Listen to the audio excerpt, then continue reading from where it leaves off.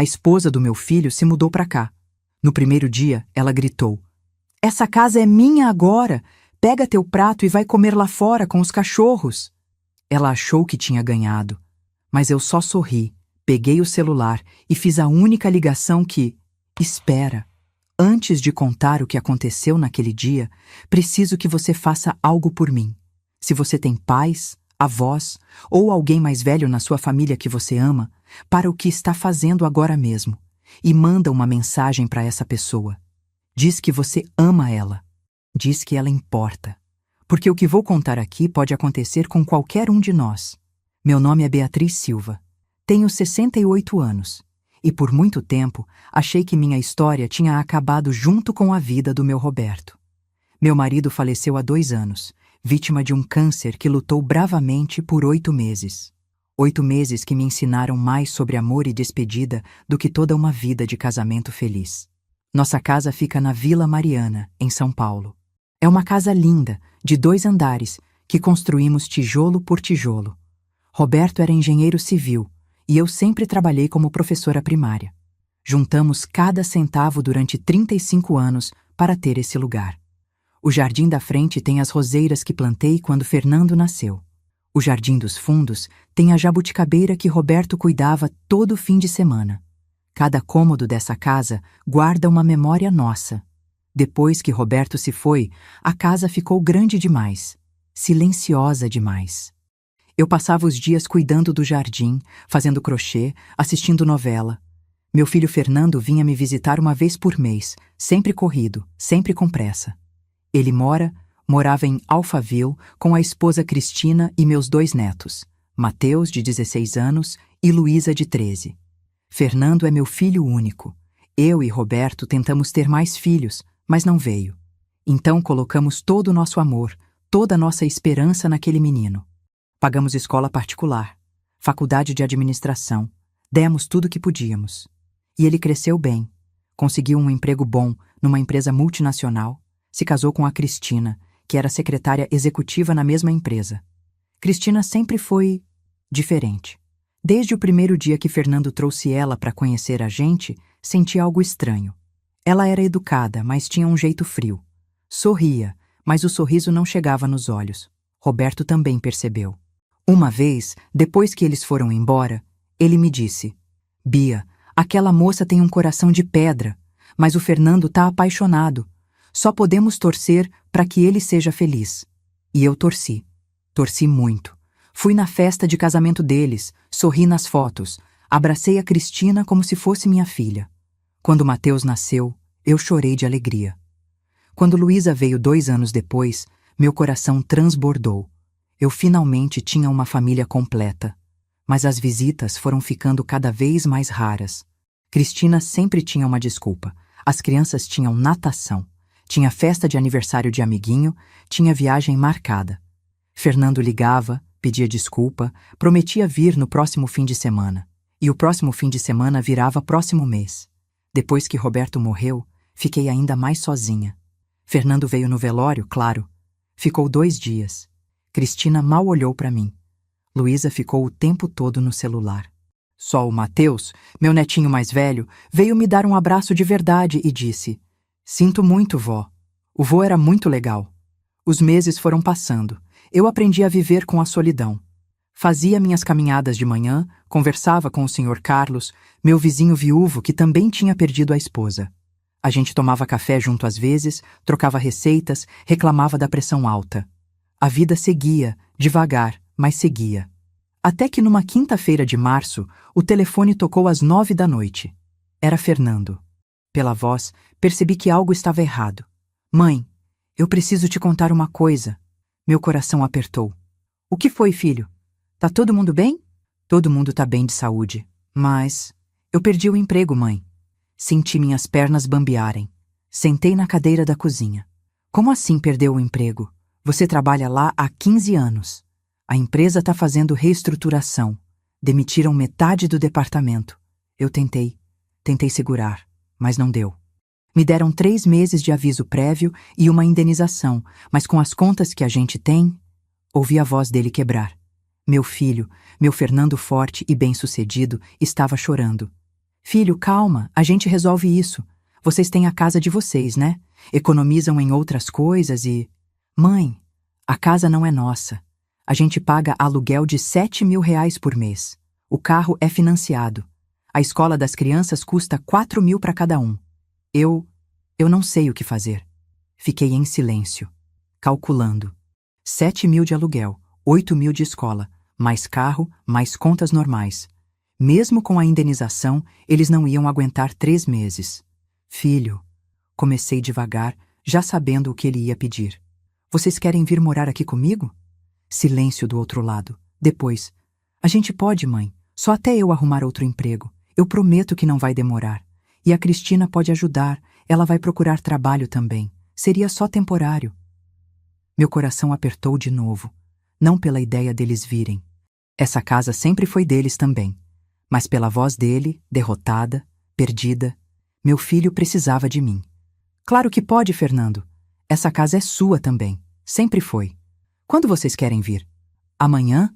A gente já avisou o proprietário que vai sair do apartamento. As crianças podem faltar uns dias da escola até a gente se organizar. Amanhã tá bom. Vou arrumar os quartos. Obrigado, mãe. A senhora salvou a gente. Desligou. Fiquei ali sentada na cozinha, ouvindo o relógio da parede fazer tic-tac.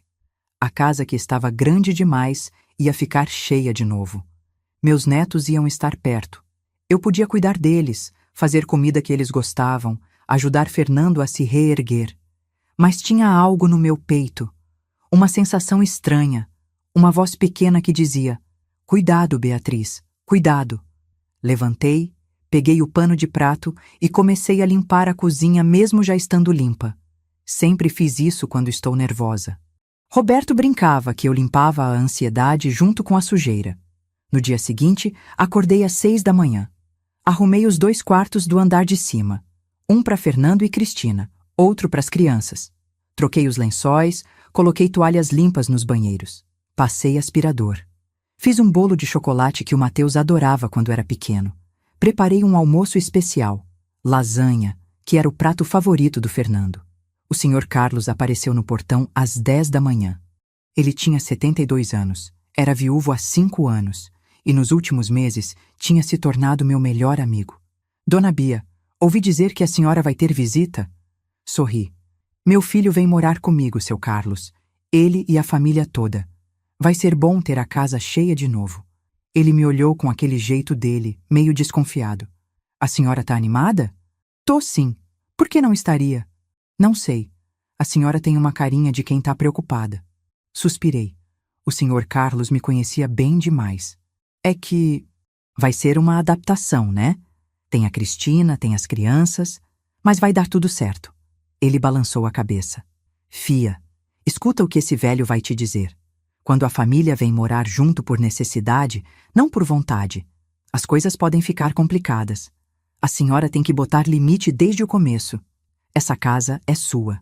Eu sei, seu Carlos, mas é meu filho, ele precisa de mim. Então tá bom, mas qualquer coisa a senhora me chama. Eu tô aqui do lado. Ele foi embora. Voltei para a cozinha.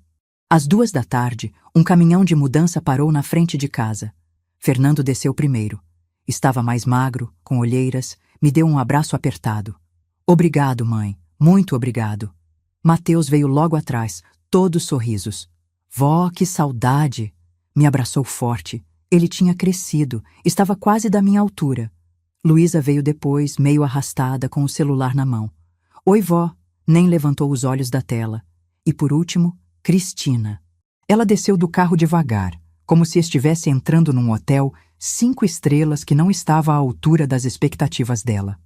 Usava um vestido branco justo, salto alto, óculos de sol grandes. O cabelo loiro, que eu sabia que era tingido porque tinha visto as raízes numa visita anos atrás, estava perfeitamente arrumado. Olá, Beatriz. Nem um abraço, nem um beijo, só aquele cumprimento frio. Oi, Cristina, seja bem-vinda. Entrem, entrem. Fiz almoço. Os carregadores começaram a descer as caixas. Era muita coisa. Roupa, móveis, aparelhos eletrônicos. Vi que eles tinham trazido até uma TV de 60 polegadas. Mãe, a gente pode colocar a TV da sala lá em cima? Fernando perguntou. A nossa é maior, ia ficar melhor no espaço. Claro, filho, fica à vontade. Cristina entrou na casa e começou a circular pelos cômodos. Tocava nos móveis, olhava tudo com aquela cara de quem estava avaliando. Foi até a sala, olhou para a TV antiga que eu e Roberto tínhamos comprado há 10 anos. Essa coisa ainda funciona? Ela perguntou com um meio sorriso. Funciona sim, respondi, tentando manter a voz calma. Ah, que bom! A gente pode levar ela para o quartinho então. Aqui na sala vai ficar a nossa. Senti um incômodo no peito, mas não disse nada. Era só uma TV. Não era importante. O almoço foi estranho. Eu tinha feito tudo com tanto carinho, mas Cristina mal comeu. Ficou cutucando a lasanha com o garfo. Tá muito gorduroso, ela disse. Eu tô de dieta. Luísa também não comeu muito. Ficou no celular o tempo todo, mesmo eu pedindo para ela guardar. Fernando comeu sem falar nada. Só o Mateus elogiou. Tá uma delícia, vó. Faz tempo que não como lasanha de verdade. Depois do almoço, eles terminaram de organizar as coisas. Eu fiquei na cozinha, lavando louça, ouvindo os barulhos da casa. Passos no andar de cima. Vozes, móveis sendo arrastados. Às 6 da tarde, desci para preparar o jantar. Fui até a geladeira, peguei os ingredientes para fazer uma sopa leve, já que o almoço tinha sido pesado. Foi quando Cristina entrou na cozinha. Ela me olhou de cima a baixo.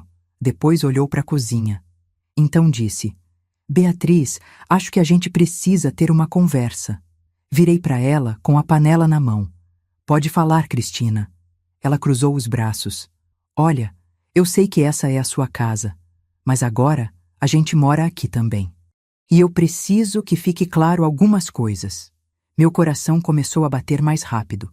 Coloquei a panela em cima do fogão. A cozinha, eu preciso organizar do meu jeito. Eu gosto das coisas num lugar específico. E quanto à comida, eu prefiro cozinhar. Você tem um estilo muito tradicional. As crianças precisam de refeições mais balanceadas. Respirei fundo. Cristina, eu cozinho há 50 anos. Criei meu filho com comida saudável e caseira. Eu sei. Ela interrompeu com aquele tom de quem está falando com uma criança. Mas os tempos mudaram, Beatriz. Hoje em dia a gente sabe mais sobre nutrição, sobre calorias, sobre... Sobre o quê? Minha voz saiu mais alta do que eu queria. Sobre fazer uma criança feliz com um bolo de chocolate? Sobre sentar à mesa em família? Ela revirou os olhos. Você é dramática. Eu só tô querendo organizar as coisas. E tem outra coisa. A sala. Eu vi que você deixa a revista velha em cima da mesa de centro, aqueles crochêzinhos no sofá. A gente vai precisar dar uma modernizada aqui. Senti lágrimas queimando nos olhos, mas não deixei cair. Esses crochês eu que fiz. Minha mãe me ensinou. Eu sei, querida. Mas ficam muito antiquados. A gente pode guardar numa gaveta, como lembrança. Ela saiu da cozinha antes que eu pudesse responder. Fiquei ali parada, segurando na pia. Minha casa, minha cozinha, meus crochês. Tudo que eu tinha construído, tudo que guardava memórias de Roberto, ela queria mudar. Mas era só o primeiro dia. Talvez fosse só o nervosismo da mudança. Talvez ela melhorasse. Eu estava tão errada. O jantar foi ainda mais tenso. Cristina tinha comprado comida japonesa por delivery. Nem esperou eu fazer a sopa. Pedi para todo mundo, ela anunciou, distribuindo as marmitas. Menos para você, Beatriz. Achei que preferia fazer sua própria comida. Fernando não disse nada. Abriu a marmita dele e começou a comer em silêncio. Fiquei ali parada, com minha sopa na panela, sentindo algo quebrar dentro de mim. Mas o que descobri em seguida me gelou o sangue. Naquela noite, deitada na minha cama, não consegui dormir. Ficava repassando as cenas do dia na minha cabeça. A chegada deles, os comentários de Cristina, a forma como ela tinha simplesmente ignorado minha comida e pedido delivery. Mas eu me convenci de que era só adaptação. Amanhã seria melhor. Amanhã seria pior. Acordei às 6h30, como sempre. Desci para a cozinha. A cena que encontrei me deixou paralisada. Todas as minhas coisas tinham sido reorganizadas. As panelas que eu guardava num armário específico há 30 anos estavam em outro lugar. Meus temperos, que eu organizava por ordem alfabética, estavam misturados. As toalhas de prato bordadas que minha mãe tinha feito estavam enfiadas numa gaveta qualquer. No lugar dos meus potes de mantimentos, tinha potes de plástico modernos e caros. Minha cafeteira velha tinha sido substituída por uma máquina de café expresso que eu nem sabia usar. Respirei fundo. Calma, Beatriz. É só uma reorganização. Você pode se adaptar. Fui fazer café na máquina nova. Apertei vários botões. Nada. Tentei de novo. A máquina fez um barulho estranho e começou a vazar água. Deixa que eu faço. Virei. Cristina estava na porta da cozinha, de roupão de seda, com aquele ar de superioridade. Essa máquina é cara, Beatriz. Precisa saber usar. Ela veio até o balcão, me empurrou de lado delicadamente, mas firmemente, e começou a operar a máquina como se fosse a coisa mais fácil do mundo. Pronto, viu? Simples. Mas ela não me ofereceu o café. Pegou a xícara e foi embora. Fiquei ali, na minha própria cozinha, sem saber onde estava nada, sem conseguir fazer um simples café. As horas foram passando. Tentei assistir TV na sala, mas a TV nova tinha aquele controle remoto complicado com 1000 botões. Cada vez que eu tentava mudar de canal, entrava em algum menu estranho. Luísa passou por mim sem falar nada, subiu para o quarto. Mateus desceu mais tarde, me deu bom dia, pegou leite com cereal e foi estudar. Fernando tinha saído cedo para deixar currículo em algumas empresas. Ficamos eu e Cristina em casa. Às 11 da manhã, ela desceu arrumada, maquiada. Sentou na sala e começou a fazer ligações. Ouvi ela falar sobre investimentos, propriedades, corretor de imóveis. Meu coração apertou. Do que ela estava falando? Na hora do almoço, preparei um frango com legumes. Coisa simples, saudável. Chamei todo mundo. Cristina olhou para o prato e fez uma cara de nojo. Eu não como frango com pele, Beatriz. Quantas vezes eu preciso falar isso? Desculpa, eu não sabia. E esses legumes tão cozidos demais. Perderam todos os nutrientes. Luísa riu. A avó não sabe cozinhar direito, mãe. Senti meu rosto queimar. Mateus olhou para a irmã com cara de reprovação. Luísa? O quê? É verdade. Fernando entrou nesse momento, cansado. Sentou à mesa sem dizer nada. Começou a comer. Fernando, você vai comer isso? Cristina perguntou com um tom de desaprovação. Ele suspirou. Tô com fome, Cristina. A comida tá boa. Mas não olhou para mim quando disse isso. Não saiu em minha defesa. Só abaixou a cabeça e continuou comendo. Cristina revirou os olhos e saiu da mesa. Terminamos o almoço em silêncio. Um silêncio pesado, constrangedor. À tarde, tentei conversar com os netos. Entrei no quarto deles. Mateus estava fazendo o dever de casa no notebook. Luísa estava na cama, mexendo no celular. Oi, meus amores, que tal a gente fazer um bolo juntos? Ou jogar alguma coisa? Mateus sorriu. Eu topo, vó, mas preciso terminar esse trabalho primeiro. Pode ser mais tarde? Claro, meu anjo. Luísa nem levantou os olhos. Eu tô ocupada. Ocupada com quê, meu amor? Coisas do celular. Mas a vó queria conversar com você. Depois, vó. Tô sem paciência agora. Saí do quarto com um nó na garganta. O resto do dia foi passando devagar. Tentei assistir TV. Não consegui. Tentei ler um livro. Não consegui me concentrar. Fiquei andando pela casa, sentindo como se fosse uma invasora na minha própria casa. Às 6 da tarde, comecei a preparar o jantar. Tinha decidido fazer uma coisa simples. Arroz, feijão, bife acebolado. Comida que Fernando sempre gostou. Quando coloquei os pratos na mesa, Cristina apareceu e olhou com desprezo. Beatriz, eu preciso falar com você. Na sala. Agora. Fui atrás dela com o coração batendo forte.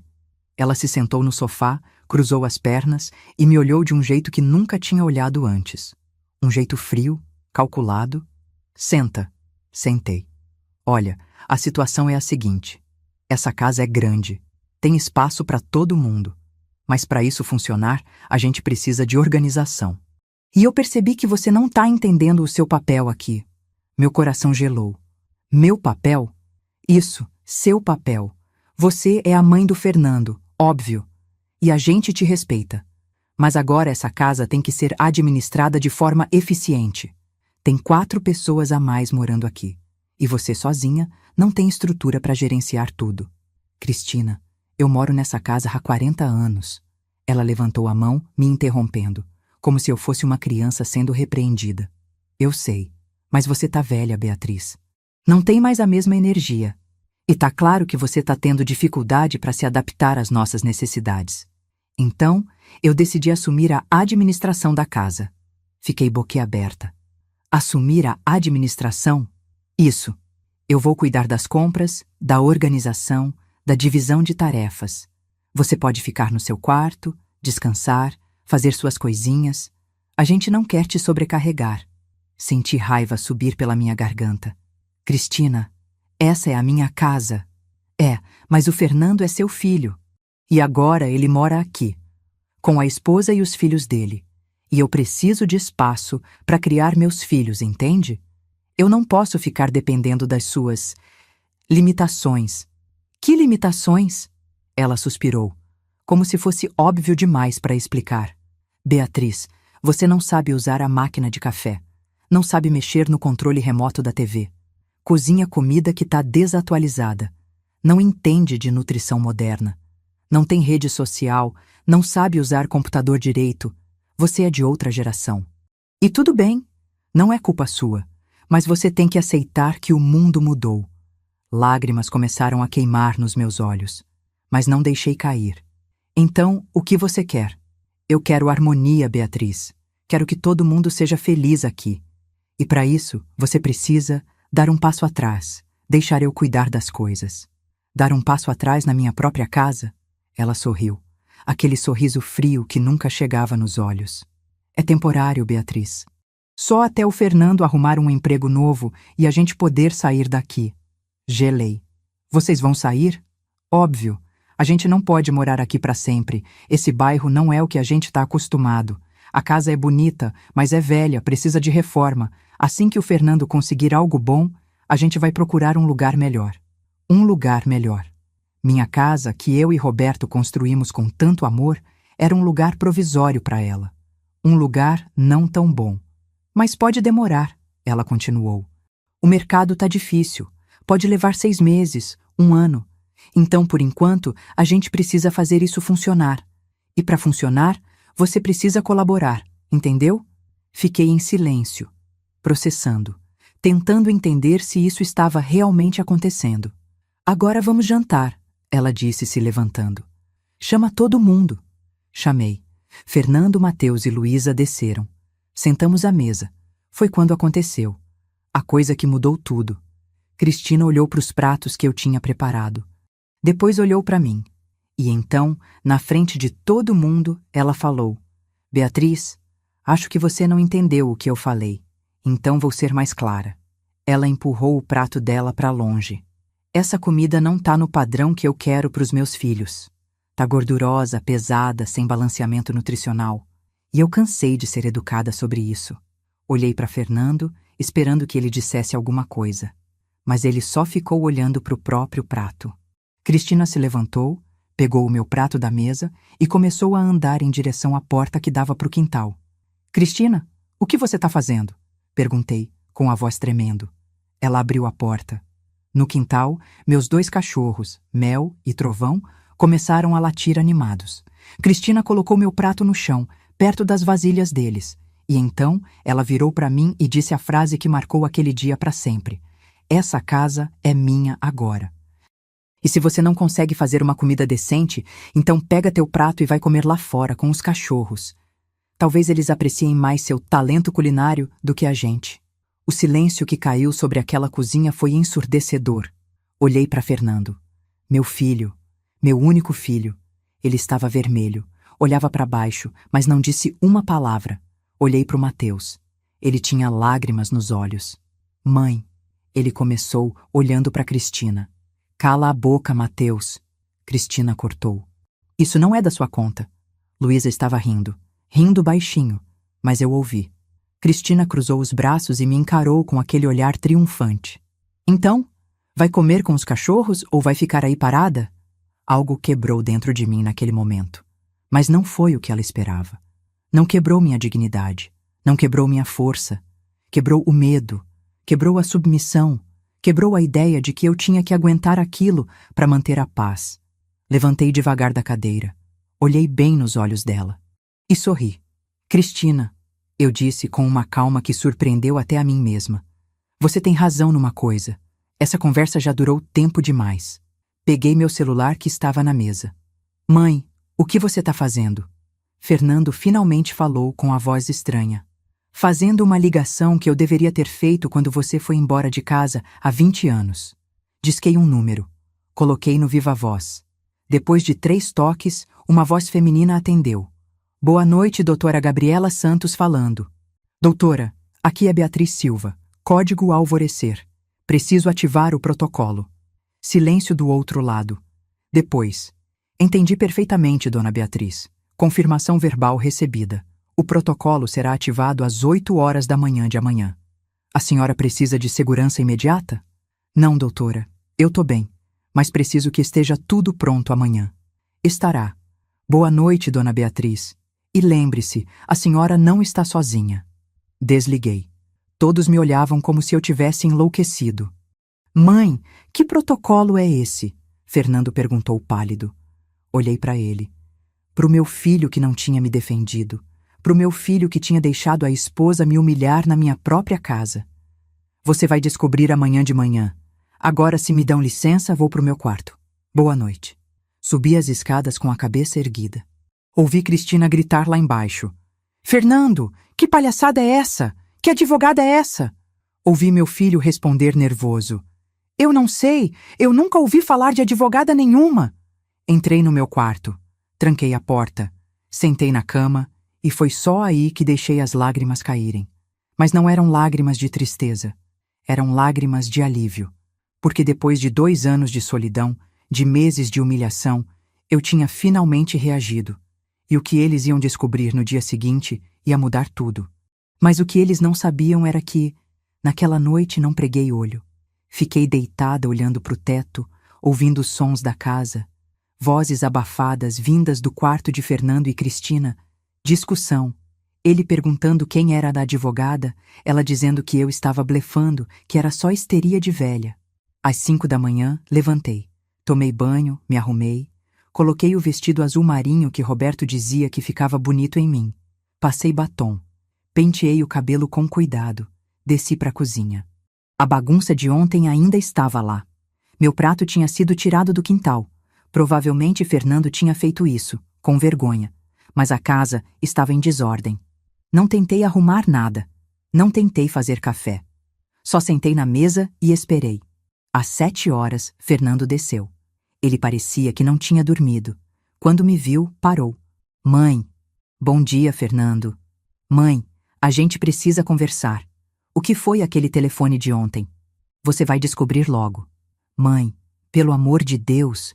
Eu tô desesperado aqui. A Cristina tá me enlouquecendo, perguntando quem é essa advogada. Que protocolo é esse? O que você fez? Olhei para o meu filho.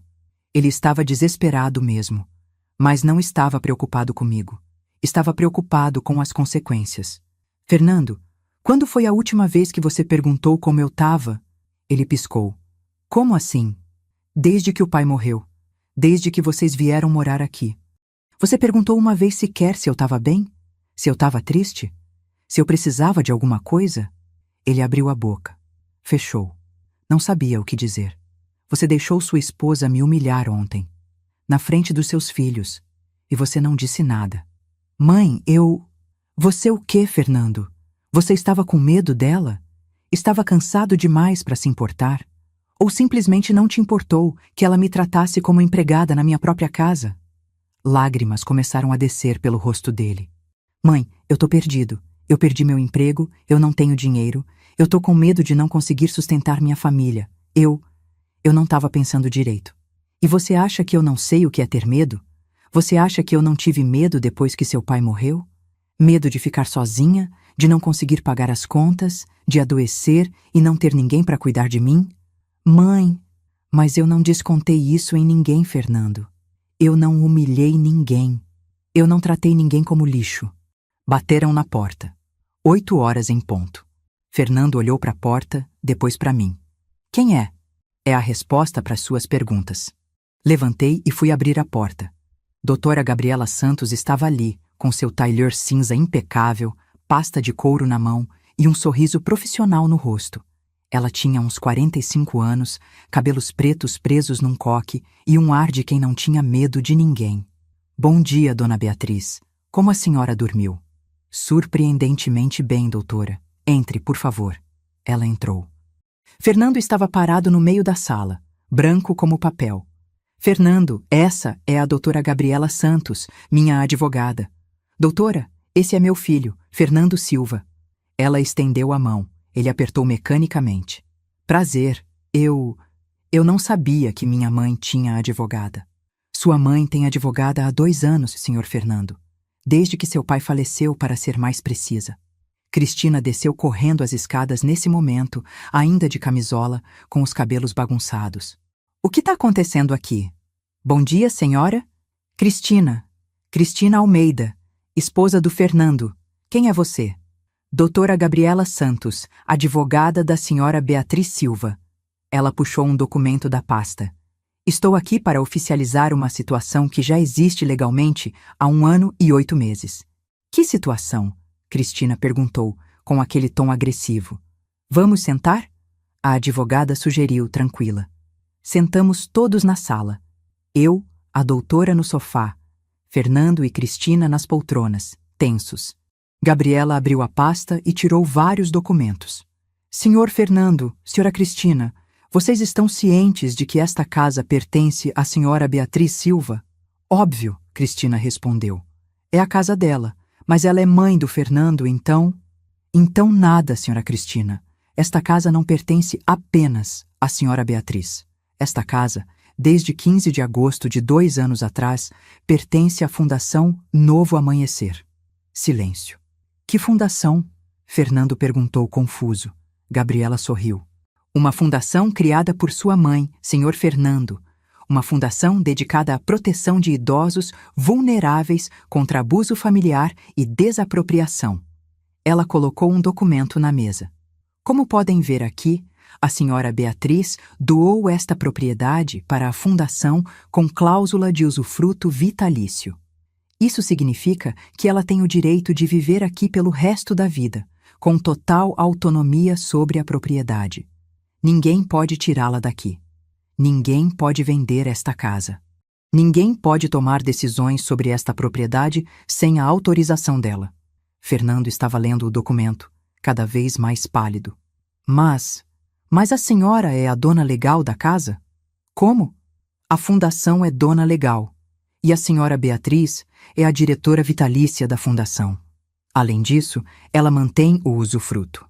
Na prática, esta casa pertence a ela em todos os sentidos relevantes. E mais, no caso dela falecer, a casa não vai para a herança. Vai continuar com a fundação, que vai usá-la para abrigar outros idosos que precisem de proteção. Cristina tinha levantado. Isso é legal, senhora Cristina. Perfeitamente legal. Registrado em cartório, com todas as assinaturas necessárias conforme a lei brasileira. Fernando não sabia disso, Cristina gritou. Ela escondeu isso do próprio filho.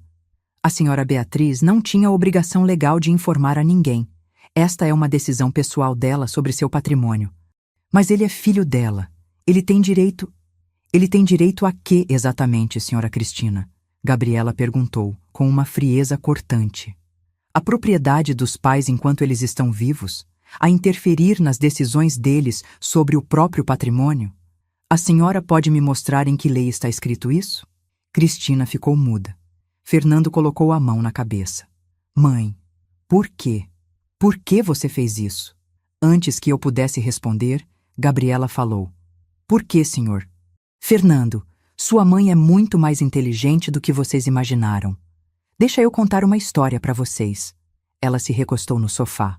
Há 3 anos, uma cliente minha, Dona Teresa Lima, veio ao meu escritório. Ela tinha sido expulsa da própria casa pelo filho e pela nora, que alegaram que não tinha mais condições de morar sozinha. Pegaram a escritura da casa, forjaram uma procuração, venderam o imóvel e colocaram ela num asilo de 5ª categoria. Quando eu consegui reverter a situação legalmente, Dona Teresa já tinha desenvolvido depressão severa. Ela morreu 6 meses depois. O silêncio na sala era pesado. Quando sua mãe soube dessa história, através de mim, ela entendeu algo fundamental. Idosos precisam se proteger antes de precisar de proteção. Então, ela criou a Fundação Novo Amanhecer, uma organização que oferece estrutura legal para que idosos façam doações com usufruto, procurações irrevogáveis e outras medidas preventivas. Minha mãe fez isso sozinha? Fernando perguntou, incrédulo. Não. Ela fez com minha ajuda, com a ajuda de outros advogados, de contadores, de assistentes sociais.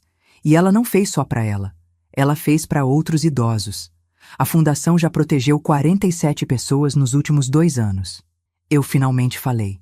E eu fiz isso porque eu vi o que aconteceu com a Dona Teresa. Vi o que acontece quando os filhos acham que têm direito sobre a vida dos pais.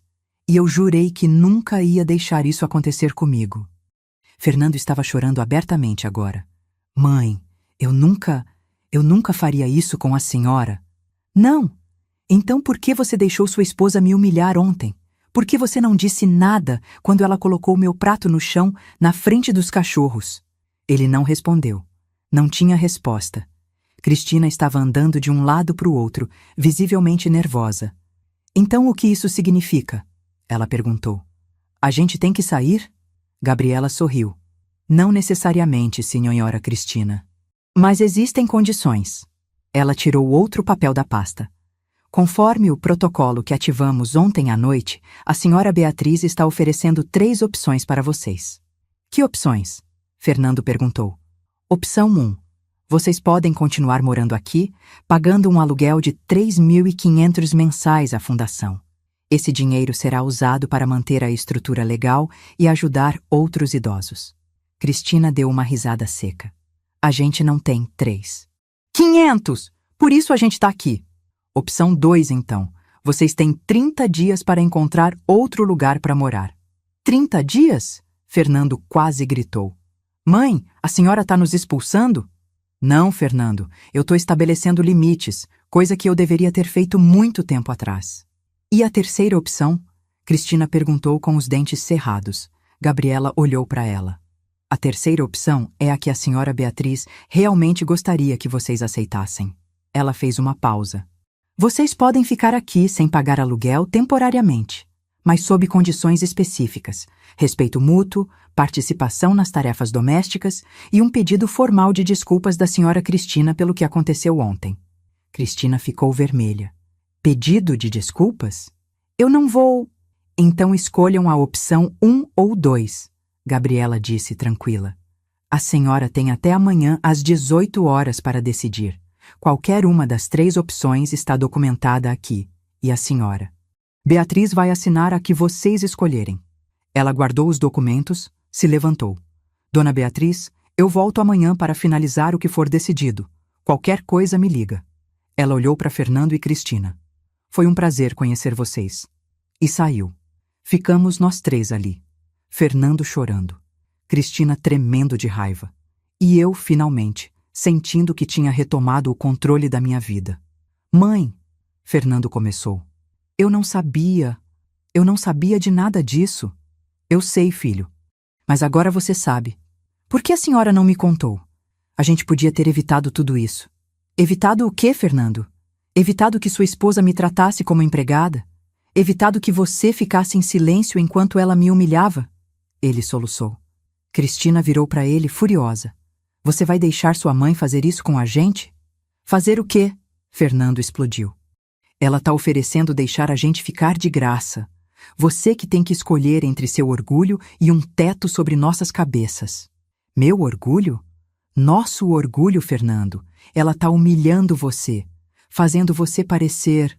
Parecer o quê? Um filho que não defendeu a própria mãe? Ela não precisa me fazer parecer isso. Eu já fiz isso sozinho. Ele se levantou e olhou para mim. Mãe, eu vou pensar nas opções. Com calma. E eu peço desculpa por tudo. Subiu as escadas. Cristina ficou ali, me encarando. Você acha que ganhou, não é? Não é sobre ganhar, Cristina. É sobre dignidade. Dignidade! Ela repetiu com escárnio. Você tirou a herança do seu próprio filho por causa de dignidade? Eu não tirei nada que fosse dele. Essa casa nunca foi dele. É minha, e sempre foi. Ela veio mais perto, com aquele olhar frio. Você vai morrer sozinha, Beatriz, porque depois disso seu filho nunca mais vai te perdoar. Talvez, mas pelo menos vou morrer com dignidade. Na minha casa, no meu espaço. E não vou morrer sendo tratada como um cachorro. Ela girou nos calcanhares e subiu as escadas batendo os pés. Fiquei sozinha na sala. Peguei meu celular e disquei outro número. Alô? Senhor Carlos, é a Beatriz. O senhor pode vir tomar um café aqui? Preciso conversar com alguém. Já vou, fia, já vou. 15 minutos depois, ele estava na minha cozinha. Fiz café, na cafeteira velha que eu tinha resgatado de uma caixa onde Cristina tinha guardado. Contei tudo o que tinha acontecido. Senhor Carlos me ouviu em silêncio. Quando terminei, ele balançou a cabeça. Dona Bia, a senhora fez a coisa certa. Mas agora vem a parte difícil. Que parte? A parte onde a senhora precisa decidir o que realmente quer. A senhora quer que eles saiam? Ou a senhora quer que eles fiquem e aprendam a respeitar a senhora? Pensei. Por um longo tempo. Eu quero meu filho de volta, seu Carlos. O Fernando que eu criei. O menino gentil, respeitoso. Não esse homem assustado que deixa a esposa mandar em tudo. Então a senhora precisa dar a ele uma chance de se redimir, mas com limites claros. Foi o que eu fiz. Eu sei. Agora a senhora espera. E vê o que ele escolhe. Passei o resto do dia no jardim, cuidando das roseiras. Era sexta-feira. Eles tinham até sábado às 6 da tarde para decidir. À noite, ninguém jantou junto. Fernando pediu pizza para ele e as crianças. Cristina nem apareceu. Eu comi um sanduíche no meu quarto. No sábado de manhã, Fernando bateu na minha porta cedo. Mãe, a gente pode conversar? Abri a porta. Ele estava com uma cara terrível, olheiras profundas. A Cristina foi embora. Meu coração pulou. Como assim foi embora? Ela pegou a Luísa e foi para a casa da irmã dela no Rio. Disse que não vai se humilhar pedindo desculpa, que ela vai me esperar lá até eu voltar ao normal. E você? Eu fiquei, com o Mateus. Ele não quis ir com ela. Sentei na cama. Fernando. Mãe, eu preciso te contar uma coisa. Desde que eu perdi o emprego, a Cristina mudou. Ela ficou agressiva, controladora. Ela vive falando que eu sou um fracassado, que eu não sirvo para nada, que ela tem que resolver tudo sozinha. Lágrimas desceram pelo rosto dele. Eu achei que vindo para cá as coisas iam melhorar, mas ela só ficou pior. E eu me perdi, mãe. Me perdi completamente. Eu deixei ela te tratar daquele jeito porque eu estava com medo dela me tratar ainda pior. Levantei e abracei meu filho. Ele chorou no meu ombro como não chorava desde criança. Filho, você precisa de ajuda, profissional, psicológica. Eu sei, eu já marquei para a semana que vem. E eu aceito a terceira opção, mãe, mas a Cristina não vai aceitar. O que a gente faz? Pensei. A gente espera. Talvez ela mude de ideia. Ou talvez vocês precisem repensar se esse casamento ainda faz sentido. Ele assentiu, limpando as lágrimas. Mas o que nenhum de nós esperava era que... As semanas foram passando. Fernando e Mateus ficaram comigo. Cristina e Luísa continuaram no Rio. A rotina da casa mudou completamente. Fernando começou a fazer terapia 2 vezes por semana. Ele também intensificou a busca por emprego, enviando currículos todo dia, fazendo entrevistas online. Mateus estava estudando para o vestibular e, nas tardes, ele vinha comigo para a fundação. Foi Mateus quem pediu para conhecer melhor o trabalho. Numa tarde de terça-feira, ele desceu para a sala enquanto eu estava respondendo e-mails da fundação no notebook. Vó, posso perguntar uma coisa? Claro, meu anjo. Como a senhora criou essa fundação? Tipo, do nada assim? Sorri. Não foi do nada, Mateus. Foi muita pesquisa, muito estudo. Senta aqui que eu te conto. Ele puxou uma cadeira. Depois que seu avô morreu, eu fiquei muito perdida. Não sabia o que fazer com a vida. Um dia, fui ao supermercado e encontrei com a dona Teresa Lima, uma amiga antiga. Ela me contou que o filho dela tinha tentado vender a casa dela para interná-la num asilo. Conseguiram até pegar a escritura. Foi a sobrinha dela, que é advogada, que salvou a situação. A doutora Gabriela? Isso. A dona Teresa me apresentou para ela, e a Gabriela me contou que isso acontece o tempo todo. Filhos que se acham no direito de decidir pela vida dos pais. Noras e genros que querem se aproveitar. Parentes que aparecem só quando tem herança em jogo. Que horror! Pois é. E eu pensei, quantos idosos estão nessa situação e não têm uma advogada para ajudar? Quantos não têm condições de pagar um advogado? Então, eu conversei com a Gabriela.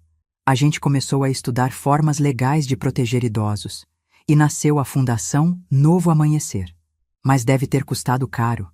Seu avô tinha um seguro de vida bom. Deixou 450 mil ralhas para mim. Eu usei parte disso para criar a fundação, parte eu guardei como reserva de emergência. E a fundação começou a receber doações. O Sr. Carlos doa todo mês. Outras pessoas também. A gente não lucra nada, mas consegue manter a estrutura. Mateus ficou pensativo. Vó, eu quero ajudar. Posso fazer alguma coisa? Meu coração encheu. Você pode sim, meu amor. A gente precisa de voluntários para divulgar o trabalho nas redes sociais, para fazer contato com idosos que precisam de ajuda. Eu faço isso. Eu posso criar um Instagram, um TikTok para a fundação, fazer vídeos explicando o trabalho. Sério? Sério, vó. Acho importante. E eu quero consertar o que a minha mãe fez. Não posso mudar o que ela disse, mas posso ajudar outras pessoas. Abracei meu neto. Pela primeira vez em semanas, senti esperança. Fernando estava melhorando também. Na terapia, ele começou a entender os padrões de manipulação emocional que tinha sofrido. Começou a perceber como tinha perdido a si mesmo tentando agradar Cristina. Mas Cristina não ligava, não mandava mensagem, não perguntava sobre Fernando ou sobre Mateus. Luísa ligava algumas vezes para o pai, mas as conversas eram curtas, frias. Até que numa quinta-feira à noite, o telefone de Fernando tocou. Era Cristina. Ele atendeu na sala. Eu estava na cozinha, mas ouvi parte da conversa. Não, Cristina, eu não vou pedir para minha mãe mudar de ideia. Porque ela não tem que mudar de ideia. Você que tem que pedir desculpa. Não, isso não é controlar. Isso é dignidade. Cristina, para. Eu não aguento mais. Não, eu não vou. Cristina. Ele desligou. Veio para a cozinha com a cara transtornada. O que foi, filho? Ela quer que eu convença a senhora a desistir da exigência do pedido de desculpas. Disse que é humilhante, que ela nunca vai fazer isso. E disse que se eu não fizer isso, ela vai pedir o divórcio. Gelei. E o que você respondeu? Ele ficou em silêncio por um longo tempo. Depois disse: respondi que se ela quer o divórcio, que peça. Porque eu cansei de viver com alguém que não me respeita e não respeita minha família. Lágrimas desceram pelo meu rosto. Meu filho tinha finalmente encontrado a própria voz. Na sexta-feira seguinte, Cristina ligou de novo. Dessa vez, querendo falar comigo. Fernando me passou o telefone. Alô? Beatriz, é a Cristina. Oi, Cristina. Silêncio tenso. Eu queria saber se a gente pode conversar, pessoalmente. Quando? Semana que vem? Eu posso ir aí com a Luísa. Pode vir. Segunda-feira de tarde serve? Serve. A gente se vê segunda então. Desligou. Fernando me olhou, ansioso. O que você acha que ela quer? Não sei, filho. A gente vai descobrir. A segunda-feira chegou. Às 3 da tarde, Cristina e Luísa chegaram. Cristina estava diferente. Mais magra, sem maquiagem. O cabelo simples, preso num rabo de cavalo. Luísa também parecia mais quieta. Oi, ela disse quando abri a porta. Oi, entrem. Fernando e Mateus estavam na sala. Luísa correu e abraçou os dois, chorando. Pai, Deus, que saudade! Fernando abraçou a filha com força. Também estava com saudade, filha. Cristina ficou parada no meio da sala, sem saber o que fazer. Vamos sentar, eu sugeri. Sentamos. Cristina de um lado, eu e Fernando do outro. As crianças ficaram na escada, ouvindo. Cristina respirou fundo. Beatriz, eu queria dizer que... Ela parou. Tentou de novo. Eu queria dizer que eu estava errada. Silêncio. Quando a gente veio para cá, eu estava desesperada. O Fernando tinha perdido o emprego, a gente tinha perdido o padrão de vida, eu tinha medo de perder tudo. E eu descontei isso em você. Lágrimas começaram a cair pelo rosto dela. Eu fui cruel, fui desrespeitosa, e eu disse coisas horríveis, e eu peço desculpa. De verdade, do fundo do coração. Olhei para ela. Pela primeira vez, vi sinceridade naqueles olhos. Cristina... Não, deixe eu terminar. Por favor. Ela limpou as lágrimas. Eu passei essas semanas no Rio, pensando. Sobre tudo. Sobre como eu tratei você. Sobre como eu tratei o Fernando. E eu percebi que eu me tornei uma pessoa que eu não quero ser. Cristina. Fernando começou. Ela levantou a mão. Não, Fernando. Deixa eu falar. Eu também te tratei mal. Eu te diminuí. Eu te culpei pelo que aconteceu. E não era culpa sua. Você sempre foi um bom marido, um bom pai. E eu fui controladora, manipuladora, e eu tô com vergonha de mim mesma. Ela olhou para mim de novo. Beatriz, eu não espero que você me perdoe, mas eu queria que você soubesse que eu tô mudando. Eu comecei terapia no Rio, e eu tô enfrentando muita coisa sobre mim mesma que eu não queria encarar. Que coisas? Perguntei gentilmente. Que eu sempre tive medo de não ser boa o suficiente. Que eu sempre tentei controlar tudo para me sentir segura. E que quando perdi o controle, quando o Fernando perdeu o emprego, eu entrei em pânico. E eu machuquei as pessoas que mais amo para tentar recuperar aquela sensação de controle. Levantei do sofá e fui até ela. Segurei a mão dela. Cristina, obrigada por vir aqui e falar isso. Eu aceito seu pedido de desculpas. Ela soluçou. Sério? Sério. Mas eu preciso que você entenda uma coisa. Respeito não é opcional numa família. E se vocês voltarem para cá, precisa ser com regras claras. Regras de convivência, de responsabilidades compartilhadas, de respeito mútuo.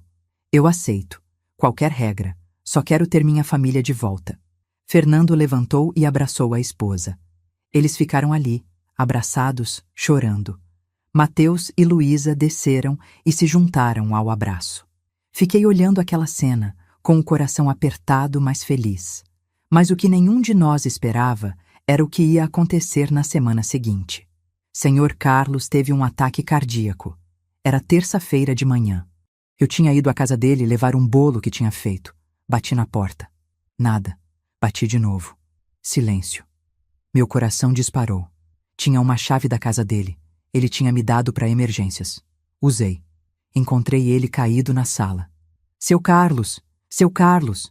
Ele estava consciente, mas pálido, suando frio com a mão no peito. Dor. Bia. Muita dor. Liguei para o SAMU na hora.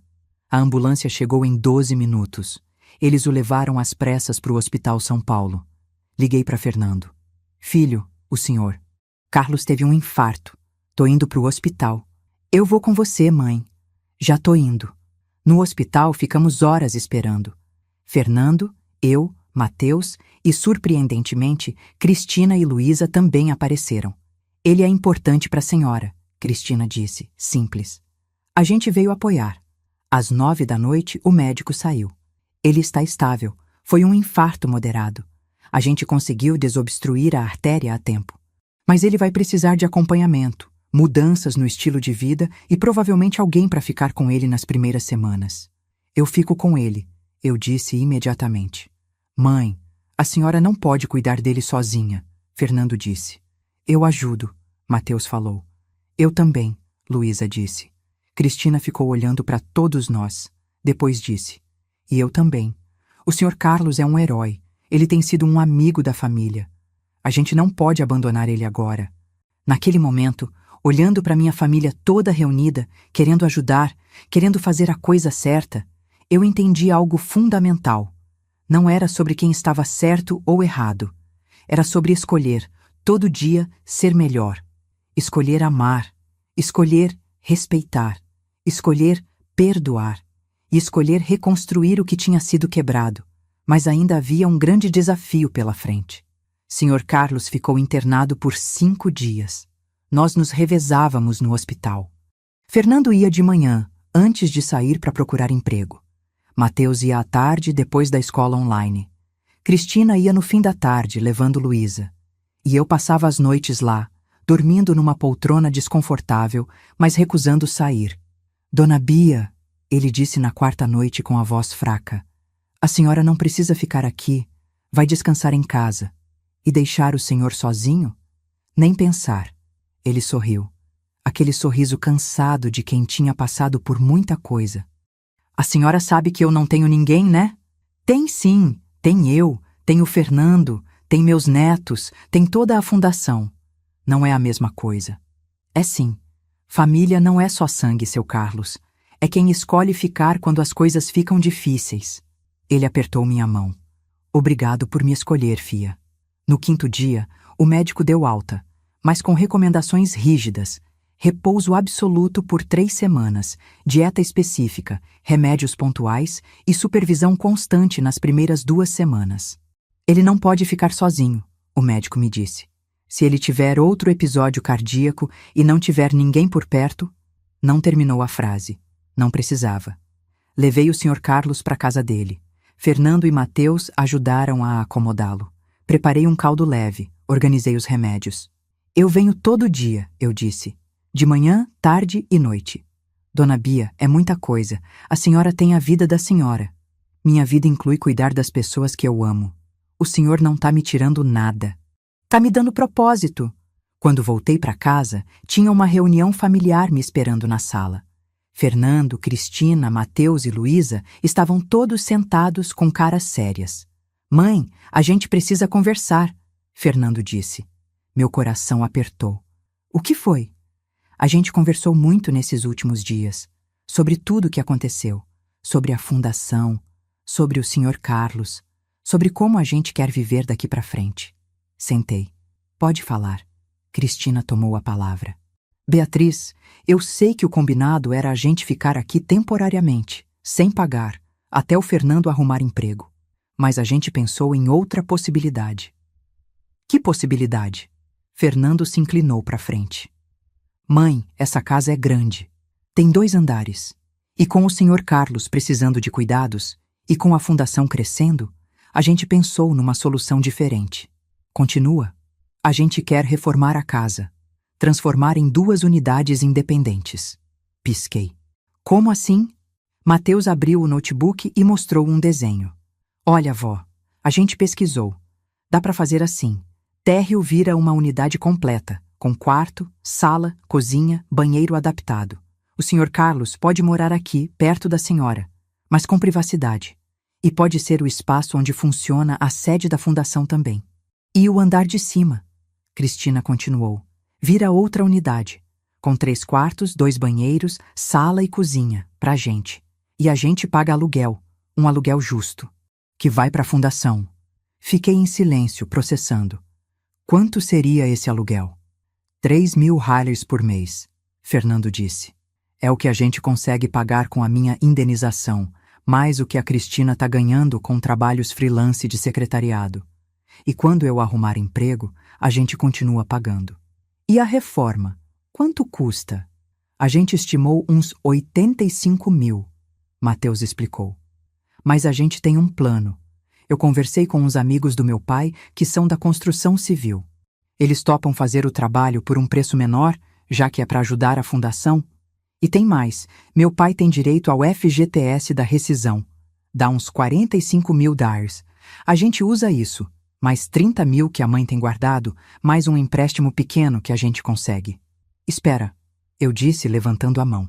Vocês 2 estão dispostos a investir a poupança de vocês na minha casa?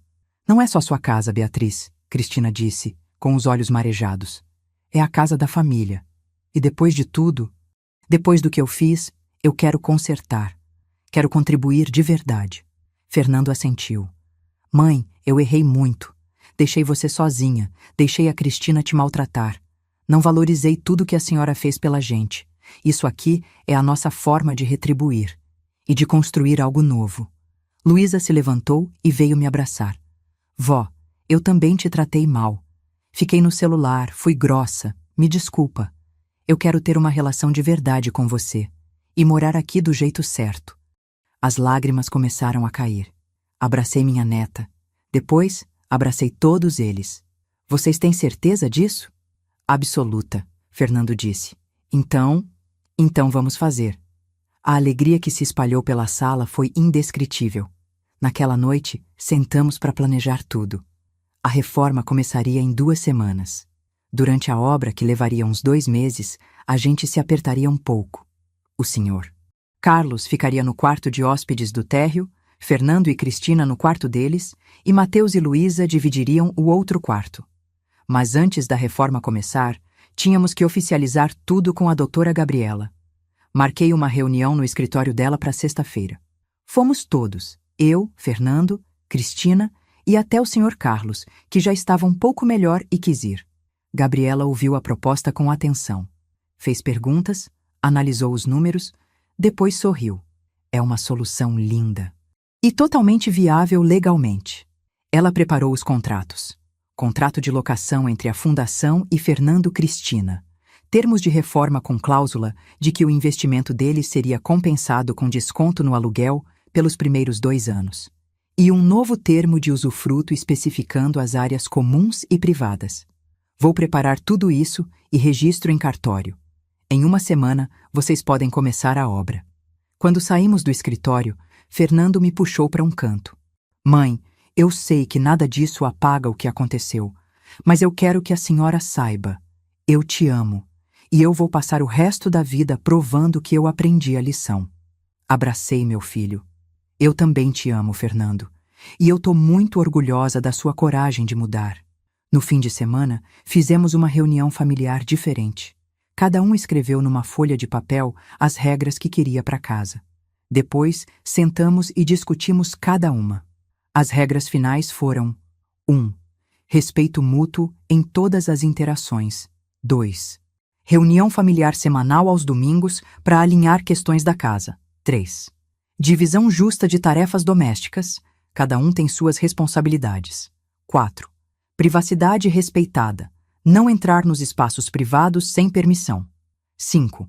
Horários de silêncio respeitados, depois das 22. 6. Refeições em família pelo menos 3 vezes por semana. 7. Contribuição mensal definida e paga em dia. 8. Apoio mútuo em momentos de dificuldade. 9. Comunicação aberta e honesta, sempre. 10. Perdão e reconstrução como prioridades. Assinamos todos, fizemos cópias, grudamos uma na geladeira. Era um novo começo, de verdade. Mas antes que a reforma começasse, aconteceu algo inesperado. A reforma começou numa segunda-feira de abril. Os pedreiros chegaram cedo, com todo o material. O projeto estava detalhado. Derrubar uma parede aqui, construir outra ali, refazer a hidráulica, a elétrica, criar 2 cozinhas, 2 espaços independentes, mas conectados. A casa virou um caos organizado. Barulho de britadeira, pó para todo lado, gente subindo e descendo, mas era um caos feliz. Fernando estava ajudando os pedreiros sempre que podia. Mateus estava documentando tudo em vídeos para a fundação. Luísa estava redesenhando a decoração dos espaços. Cristina estava gerenciando os fornecedores e as compras. E eu estava cuidando do Sr. Carlos, que agora ficava mais no quarto de hóspedes para evitar o barulho e a poeira. A segunda semana da reforma estava indo bem. Já dava para ver como ia ficar. O térreo estava se transformando numa unidade linda e funcional. O andar de cima estava ganhando privacidade e conforto. Era quinta-feira à tarde quando meu celular tocou. Número desconhecido. Alô? Beatriz Silva? Sim, quem fala? Aqui é Carla Mendes, da imobiliária Mendes em Associados. Recebi uma ligação de um cliente interessado em comprar sua propriedade na Vila Mariana. Gostaria de agendar uma visita para avaliação. Gelei. Como assim comprar minha propriedade? Eu não coloquei minha casa à venda. Mas aqui consta que a senhora Cristina Almeida entrou em contato conosco há 3 semanas pedindo avaliação do imóvel. Ela se identificou como moradora e procuradora da proprietária. Meu mundo girou. A senhora pode repetir o nome? Cristina Almeida. Ela disse que tinha procuração para negociar a venda. Eu nunca dei procuração nenhuma para ela e minha casa não está à venda. Oh, entendo. Me desculpe o transtorno então. Vou cancelar o registro aqui. Desliguei. Fiquei parada no meio da sala, com os pedreiros trabalhando ao meu redor, tentando processar o que tinha acabado de ouvir. Cristina tinha tentado vender minha casa. 3 semanas atrás. Logo depois de pedir desculpas, de propor a reforma, de falar em reconstruir. Tudo tinha sido uma farsa. Fernando chegou nesse momento, suado do trabalho que estava fazendo no jardim. Mãe, o pessoal disse que até amanhã a parede nova já tá pronta e... Parou quando viu minha cara. O que foi? Cadê a Cristina? Tá lá em cima e arrumando as coisas. Por quê? Chama ela aqui. Agora. O tom da minha voz fez ele perceber que era sério. Ele subiu correndo. 1 minuto depois, Cristina desceu, com uma cara de quem não entendia o que estava acontecendo. Beatriz? Aconteceu alguma coisa? Respirei fundo, tentando manter a calma. Acabei de receber uma ligação da imobiliária Mendes em Associados. Vi a cor sumir do rosto dela. Eles queriam marcar uma visita para avaliar a casa, porque aparentemente você entrou em contato com eles há 3 semanas, se identificando como procuradora, pedindo para vender a propriedade. Silêncio. Um silêncio pesado, denso. Fernando olhou para a esposa dele, incrédulo. Cristina, diz que não é verdade. Ela abriu a boca. Fechou. Depois começou a chorar. Eu entrei em contato sim. Mas não foi para vender de verdade. Foi só para saber quanto valia. Quanto a gente podia conseguir Se o quê? Minha voz saiu como gelo. Se você conseguisse me enganar? Me fazer acreditar que você tinha mudado, que você se arrependeu, que você queria reconstruir? Era tudo mentira para conseguir vender minha casa? Não, não era mentira. Eu mudei, eu juro. É só que quando eu voltei do Rio, eu ainda estava desesperada. A gente não tinha dinheiro, não tinha nada, e eu pensei que se a gente vendesse a casa, pelo menos teria um valor para recomeçar. Cristina. Fernando estava branco. Você ligou para a imobiliária no dia seguinte de ter pedido desculpa para minha mãe. Mas depois eu desisti. Eu desisti da ideia, por isso não atendi mais as ligações deles. Você desistiu ou percebeu que não ia conseguir porque a casa não está no meu nome? Perguntei. Ela soluçou. Eu desisti porque eu percebi que estava errado. Eu percebi que a senhora tem razão, que essa casa é sua, que eu não tinha direito. Mas você tentou, Cristina. Você tentou. Minha voz quebrou. Você tentou me enganar. Tentou usar meu perdão, minha boa vontade, minha esperança de ter uma família unida para dar o golpe. Não era um golpe. Era o quê? Fernando gritou. Nunca tinha visto meu filho gritar assim. Você ia vender a casa da minha mãe, sem ela saber, sem eu saber, e ia fazer o que com o dinheiro? Sumir? Cristina estava chorando convulsivamente agora. Não, eu ia dividir, ia usar para a gente recomeçar. Eu só queria ter segurança. Segurança às custas da minha mãe? Tirando dela a única coisa que restou do meu pai? Eu não sabia que era tão importante. Eu achei que era só uma casa. Só uma casa? Fernando parecia que ia explodir. Minha mãe passou 40 anos nessa casa. Meu pai morreu nessa casa. Cada tijolo aqui tem o suor deles. E você achava que era só uma casa? Os pedreiros tinham parado de trabalhar. Estavam todos olhando, constrangidos. Mateus e Luísa tinham aparecido no topo da escada, com caras de horror. Cristina se virou para mim desesperada. Beatriz, por favor, eu errei. Eu sei que errei, mas foi só um momento de fraqueza. Eu desisti, eu mudei. Você mudou ou foi pega? Ela não respondeu. Peguei meu celular e liguei para a doutora Gabriela. Doutora, preciso de você aqui, agora. É urgente. Chego em 20 minutos. Desliguei e olhei para Cristina. Você tem 20 minutos para decidir se vai falar a verdade ou se eu vou processar você por tentativa de estelionato. Beatriz, não. 20 minutos. Subi para o meu quarto. Fechei a porta. Sentei na cama e deixei as lágrimas caírem. Não eram lágrimas de tristeza.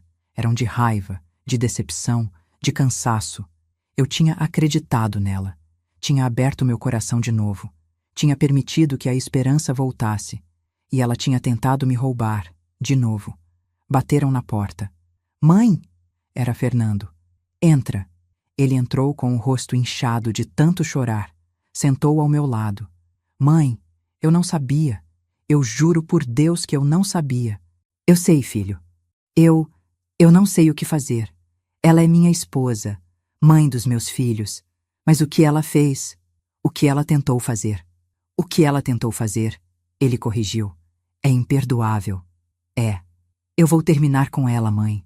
Vou pedir o divórcio. Olhei para o meu filho. Ele estava destruído, mas também estava pela primeira vez com clareza nos olhos. Fernando, essa decisão tem que ser sua, não minha. Mas, mãe, não. Você tem que decidir o que você quer. Se você ama ela, se você acha que ela pode mudar de verdade, se você quer tentar salvar o casamento, isso é entre você e ela. Eu não vou decidir por você. E a casa? E a reforma? E o aluguel? A reforma para.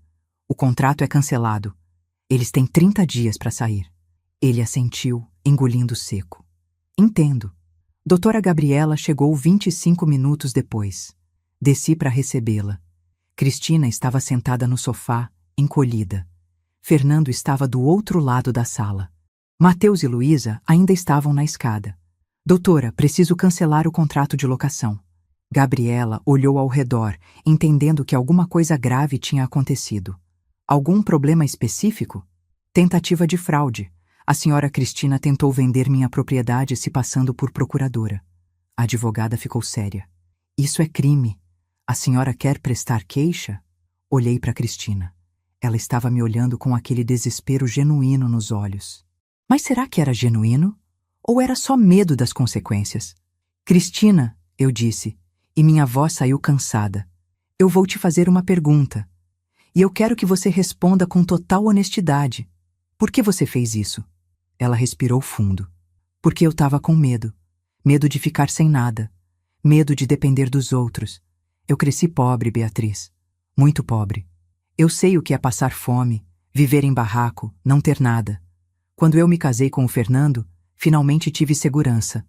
E quando ele perdeu o emprego, foi como se tudo fosse desmoronar de novo. Isso te dá o direito de tentar me roubar? Não, não dá. Eu sei disso. Mas na minha cabeça, naquele momento de desespero, eu pensei, essa casa vale muito. Se a gente vender, conseguimos uns 800 mil a 900 mil.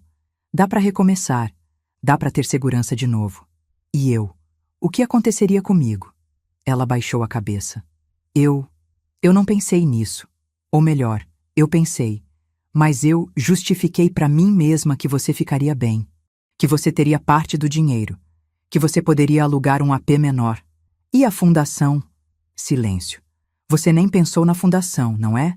Nos 47 idosos que a gente ajudou. Nos que ainda vão precisar de ajuda. Não, eu não pensei. Eu só pensei em mim. No meu medo. Pelo menos ela estava sendo honesta. Finalmente. Doutora Gabriela, eu disse, eu não vou fazer queixa. Mas o contrato está cancelado.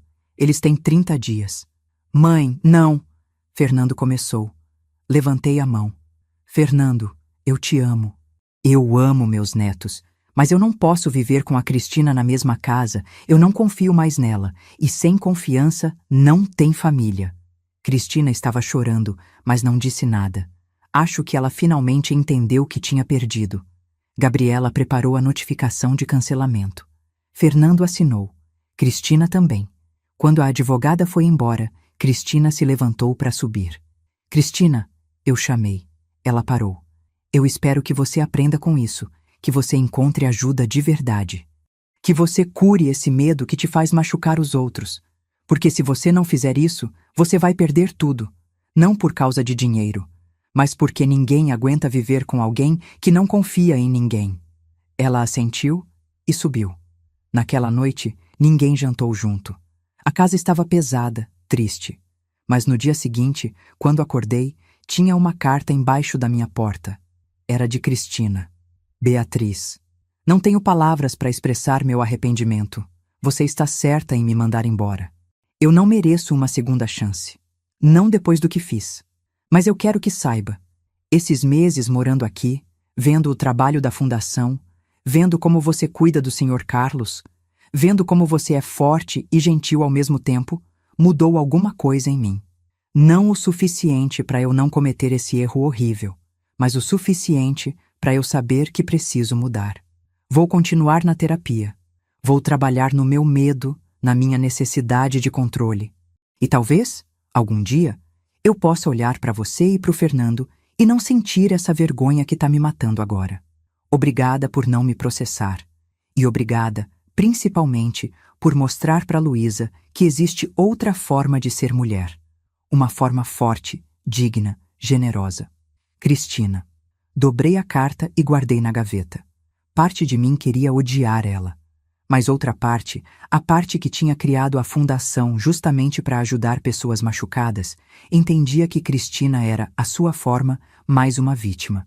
Vítima do próprio medo, da própria insegurança. Mas entender não significava aceitar a convivência. E assim, depois de todo o esforço para reconstruir, estávamos de volta ao começo. Ou pelo menos era isso que eu pensava. Porque o que aconteceu depois mostrou que os próximos dias foram estranhos. A reforma continuou. Já estava no meio. Não dava para parar. Mas o clima era pesado. Fernando mal falava. Passava o dia procurando apartamento para alugar, calculando quanto ia conseguir pagar com a indenização que ainda tinha. Cristina estava fazendo as malas. Silenciosa. Luísa a ajudava, também em silêncio. Mateus ficava comigo, ajudando com a fundação, cuidando do Sr. Carlos. O Sr. Carlos, aliás, estava melhor. Muito melhor. Já conseguia andar sem ajuda, já voltava a fazer suas caminhadas leves. Numa tarde, ele me chamou para tomar chá no jardim. Fia, vou te fazer uma pergunta difícil. Pode perguntar, seu Carlos. Você está em paz com essa decisão? De mandar eles embora? Pensei antes de responder. Eu tô em paz por ter estabelecido limites, mas não tô feliz. Nunca quis que chegasse nesse ponto. E se a Cristina realmente mudasse? De verdade dessa vez? Como eu posso saber se é verdade? Ela já me enganou 2 vezes. Mas... E se você tirasse a possibilidade dela enganar? Como assim? Ele sorriu. E se vocês morarem juntos, mas de um jeito que ela não possa fazer nada de errado? De um jeito que proteja a senhora, mas dê a ela a chance de provar que mudou? Fiquei olhando para ele, tentando entender. A reforma, ele continuou. Tá quase pronta. Vai ficar 2 espaços separados. Eles moram no andar de cima, pagando aluguel. A senhora fica no térreo, com total independência. Se eles não pagarem, vão embora. Se desrespeitarem, vão embora. Mas enquanto estiverem aqui, pagando e respeitando, eles têm uma chance. Mas, seu Carlos, e se ela tentar de novo? Aí a senhora põe para fora. Simples. Mas pelo menos você deu a última chance. E mais importante, os seus netos vão ver que a avó deles acredita em reconstrução, acredita que as pessoas podem mudar. Fiquei pensando nisso o dia todo. Naquela noite, subi até o quarto de Fernando. Bati na porta. Entra, mãe. Ele estava sentado na cama, cercado de anúncios de apartamentos. Conseguiu achar algo? Tem uns lugares. Nada muito bom, mas dá pra gente sobreviver. Sentei ao lado dele. Fernando, eu quero te fazer uma proposta. Ele me olhou cansado. A reforma tá quase no fim. Mais 2 semanas e fica pronta. E eu tava pensando, a gente pode continuar com o plano original. Mãe, escuta. Vocês moram no andar de cima, como 2 unidades separadas. Pagam o aluguel todo mês, certinho. 3.000 RIs, direto pra fundação. Qualquer atraso, qualquer desrespeito, qualquer coisa errada, vocês saem. Sem discussão. Sem segunda chance. E a Cristina, depois do que ela fez? Eu não tô fazendo isso pela Cristina, tô fazendo por você, pelos meus netos. E talvez, só talvez, tô fazendo por mim também. Porque eu quero acreditar que as pessoas podem mudar de verdade. Lágrimas começaram a descer pelo rosto dele. Mãe, eu não mereço isso. Talvez não. Mas não é sobre merecer. É sobre escolher construir ao invés de destruir. Ele me abraçou forte. Obrigado, mãe. Muito obrigado. No dia seguinte, chamei a doutora Gabriela. Doutora, quero reativar o contrato, com algumas cláusulas adicionais. Ela veio com os documentos. Sentamos todos. Eu, Fernando, Cristina e até Mateus e Luísa como testemunhas. Gabriela explicou os novos termos. O contrato de locação é válido por tempo indeterminado, mas pode ser rescindido imediatamente pela senhora. Beatriz, em caso de atraso de pagamento superior a 5 dias, desrespeito comprovado ou tentativa de fraude de qualquer natureza. Não há tolerância. Não há negociação. Uma quebra, acabou. Cristina estava pálida. Eu aceito. Todos os termos. Tem mais, eu disse. Cristina, você vai continuar na terapia, uma vez por semana, sem falta. E a cada 3 meses, eu quero um relatório da sua psicóloga confirmando que você está comparecendo. Isso é invasão de privacidade, ela começou. É a condição. Aceita ou não aceita? Ela engoliu seco. Aceito. E tem outra coisa. Você vai trabalhar voluntariamente na fundação, 2 tardes por semana, sem remuneração, para aprender o que é cuidar de quem precisa, ao invés de só pensar em si mesma. Fernando olhou para mim surpreso. Cristina ficou em silêncio por um longo tempo. Depois disse: Eu aceito. Aceito todas as condições. Assinamos o contrato. Novo. Com todas as cláusulas. A reforma terminou 3 semanas depois. E o resultado foi lindo. O térreo tinha ficado perfeito. Um espaço aconchegante, com quarto amplo para mim, outro menor para o Sr. Carlos, que aceitou vir morar comigo, oficialmente, uma sala que funcionava como escritório da fundação, cozinha completa e um jardim nos fundos que a gente transformou em horta comunitária. O andar de cima tinha ficado moderno e funcional. 3 quartos, 2 banheiros, uma sala integrada com cozinha americana. Perfeito para a família deles. No primeiro dia depois da mudança completa, fizemos um jantar no jardim, todos juntos. Fernando trouxe um churrasco. Mateus fez uma salada. Luísa preparou um suco especial. Cristina fez uma sobremesa. E eu fiz arroz e vinagrete. Sr. Carlos ficou responsável pelo som. Ele colocou aquelas músicas antigas que a gente gostava. Enquanto comíamos, Cristina se levantou e pediu a palavra. Eu queria dizer uma coisa para todo mundo, principalmente para Beatriz. Todos ficaram em silêncio. Eu errei muito. Errei feio. E eu poderia ter perdido tudo. Minha família, minha dignidade, meu futuro. Mas a Beatriz me deu algo que eu não merecia. Uma chance real de mudança. Ela olhou para mim com lágrimas nos olhos. Não uma chance de ficar sem consequências, mas uma chance de provar, com ações e não com palavras, que eu posso ser diferente. E eu prometo que vou honrar essa chance. Todo santo dia. Mamãe, Luísa disse, segurando a mão dela, eu tô orgulhosa de você. Por reconhecer seus erros, por querer mudar. Mateus também se levantou.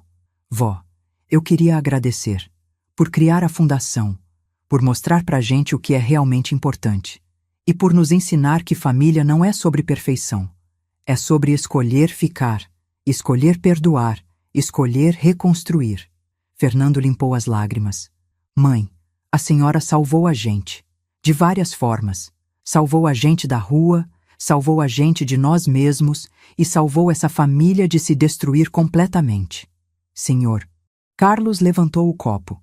Um brinde à Dona Beatriz, a mulher mais forte, mais sábia e mais generosa que eu conheço. Todos brindaram. E naquele momento, olhando para minha família, para o Sr. Carlos, para o jardim iluminado pelas luzes que a gente tinha colocado, eu senti algo que não sentia há muito tempo. Paz. Não porque tudo estava perfeito, mas porque tudo estava real. Os meses foram passando. E as coisas foram, aos poucos, se ajeitando. Fernando conseguiu um emprego bom numa empresa de consultoria. Não ganhava tanto quanto antes, mas era honesto, estava feliz com o trabalho. Cristina estava cumprindo todas as promessas. Terapia toda semana. Trabalho voluntário na fundação toda terça e quinta. E o mais importante, ela estava mudando. De verdade. Não era da noite pro dia, mas dava para ver. Ela sorria mais. Era mais gentil. Pedia desculpa quando errava. Perguntava ao invés de ordenar. Mateus tinha criado um perfil incrível da fundação nas redes sociais. A gente já tinha ajudado mais 23 idosos nos últimos meses. E tinha uma lista de espera crescendo. Luísa tinha começado a fazer trabalho voluntário também, nas tardes de sábado. Ela ensinava idosos a usar celular, computador, redes sociais E o sorriso dela quando via eles conseguindo fazer uma videochamada com os netos era impagável. Sr. Carlos estava totalmente recuperado. E mais do que isso, ele tinha se tornado o avô que Mateus e Luísa nunca tiveram. Contava histórias da época dele na polícia, ensinava coisas práticas, dava conselhos, e eu finalmente tinha encontrado meu propósito. A fundação era minha vida agora. Acordava todo dia animada para trabalhar, para ajudar, para fazer diferença. Um sábado, 6 meses depois da reforma ter terminado, a gente organizou um evento no jardim. Uma confraternização com todos os idosos que a fundação tinha ajudado, com os voluntários, com os doadores. Tinha quase 50 pessoas ali, rindo, conversando, comendo, celebrando. Doutora Gabriela estava lá, com a tia dela, a Dona Teresa, que tinha sobrevivido e agora era uma das voluntárias mais ativas da fundação. No final do evento, Dona Teresa veio falar comigo. Beatriz, você sabe o que você criou aqui? Uma fundação? Não. Você criou uma família. Uma família de pessoas que se escolheram, que decidiram cuidar umas das outras não por obrigação, mas por amor. Olhei ao redor. Via meu filho ajudando um senhor idoso a sentar. Via minha nora distribuindo bolo com um sorriso genuíno. Via meus netos brincando com crianças que eram netas de outros idosos. Via o Sr. Carlos tocando violão enquanto alguns cantavam. E entendi que ela estava certa. Aquilo não era só uma fundação. Era uma comunidade. Era um movimento. Era a prova viva de que a gente pode reconstruir o que foi quebrado. Naquela noite, depois que todos foram embora, sentei na varanda com o Sr. Carlos. Fia, posso te perguntar uma coisa? Claro. Você se arrepende de alguma coisa? Pensei. Pensei muito. Não, eu não me arrependo de nada. Nem da humilhação que passei, porque foi ela que me acordou. Nem da dor, porque foi ela que me fortaleceu. Nem de ter dado uma última chance para Cristina, porque isso ensinou meus netos sobre perdão verdadeiro. E se ela tivesse conseguido vender a casa naquela primeira vez? Aí eu teria perdido a casa, mas não teria perdido a mim mesma. Porque a Beatriz que criou a fundação, que estabeleceu limites, que lutou pela própria dignidade, essa Beatriz ninguém pode tirar de mim. Ele sorriu. A senhora é sábia, fia. Não, seu Carlos. Eu só aprendi, do jeito mais difícil, que a gente não pode abrir mão de quem a gente é só para agradar os outros. Que família verdadeira é construída com respeito. E que nunca, nunca é tarde demais para recomeçar. 3 meses depois, aconteceu algo especial. Cristina tinha completado 1 ano de terapia e ela pediu para fazer uma reunião familiar. Sentamos todos na sala, a sala de baixo que agora era território neutro. Eu queria agradecer vocês, todos vocês, por não terem desistido de mim quando eu merecia que desistissem. Ela olhou especialmente para mim. Beatriz, a senhora me ensinou algo que minha mãe nunca me ensinou, que ser forte não é controlar. É ter coragem de ser vulnerável, de admitir quando está errada, de pedir ajuda. Ela respirou fundo. E eu queria propor uma coisa. Na terapia, a gente está trabalhando o kintsugi. Sabe o que é? Balancei a cabeça. É uma arte japonesa. Quando alguma coisa quebra, tipo um vaso, ao invés de jogar fora ou tentar esconder as rachaduras, eles consertam usando ouro. As cicatrizes ficam douradas. Mais bonitas do que o original. Ela pegou uma caixa que estava escondida atrás do sofá. Eu fiz isso, na terapia. Peguei um prato velho, quebrei e reconstruí com essa cola dourada. Ela mostrou. Era lindo. As rachaduras brilhavam, formando um desenho único. Essa é a nossa família agora. A gente quebrou, mas a gente tá se reconstruindo. E as cicatrizes não são vergonha. São prova de que a gente sobreviveu. De que a gente escolheu consertar ao invés de desistir. Luísa estava chorando. Mateus também. Fernando abraçou a esposa. E eu finalmente entendi que tinha valido a pena. Todo o sofrimento, toda a luta, toda a coragem que precisei ter. Porque no final, a gente não tinha só sobrevivido. A gente tinha renascido. Hoje faz 2 anos desde aquele jantar em que Cristina me mandou comer com os cachorros. E olha onde a gente está agora. Fernando é gerente na empresa nova. Conseguiu reconstruir a carreira dele, mas de um jeito mais saudável. Ele sai no horário, janta com a família, tem terapia uma vez por semana. Cristina fez faculdade de serviço social. Ela descobriu sua vocação trabalhando na fundação. Hoje, ela é uma das assistentes sociais da nossa equipe, agora recebendo salário, porque a fundação cresceu tanto que conseguimos contratar profissionais. Mateus passou no vestibular para direito. Ele quer ser advogado especializado em direito dos idosos, como a doutora Gabriela. Continua voluntário da fundação, cuidando das redes sociais que já tem mais de 100 mil seguidores. Luísa criou um canal no YouTube ensinando jovens a respeitar e cuidar de idosos. Tem quase 50 mil inscritos. Ela descobriu que tem talento para comunicação e quer fazer jornalismo. Sr. Carlos é oficialmente meu melhor amigo e meu companheiro de todas as horas. A gente toma café junto toda manhã, cuida da horta, recebe os idosos que vêm para a fundação. E a Fundação Novo Amanhecer já protegeu 127 idosos. Salvou 127 pessoas de serem desrespeitadas, manipuladas, roubadas pelas próprias famílias. A casa continua dividida em 2 unidades. Eles pagam o aluguel certinho, todo mês. A gente janta junto 2 vezes por semana. Tem limites claros, mas também tem amor. Não é perfeito.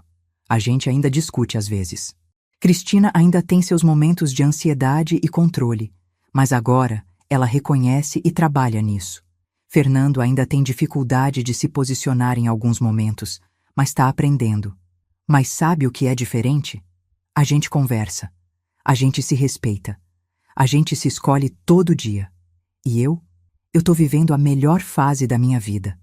Aos 70 anos, descobri que a vida não acaba quando o marido morre. Não acaba quando os filhos crescem.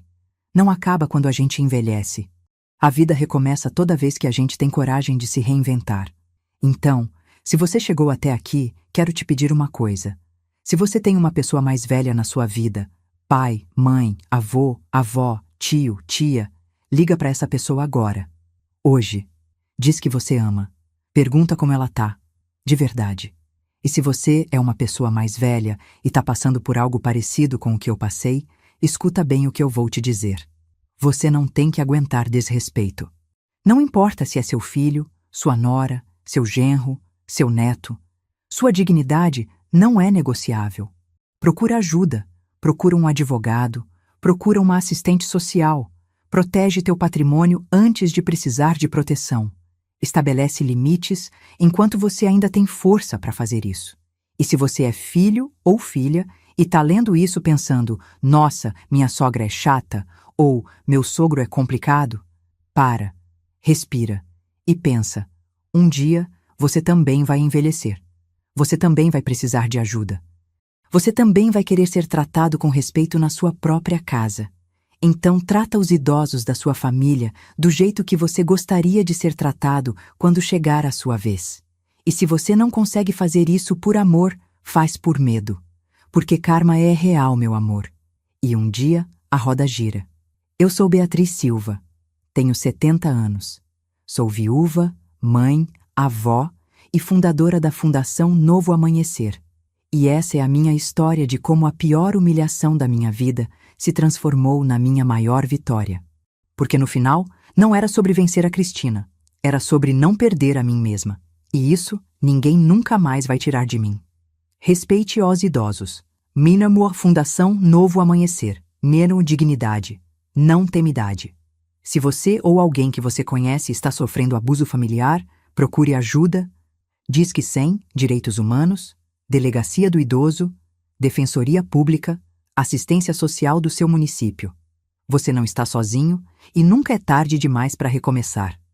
Elementos técnicos, todos incluídos conforme instruções.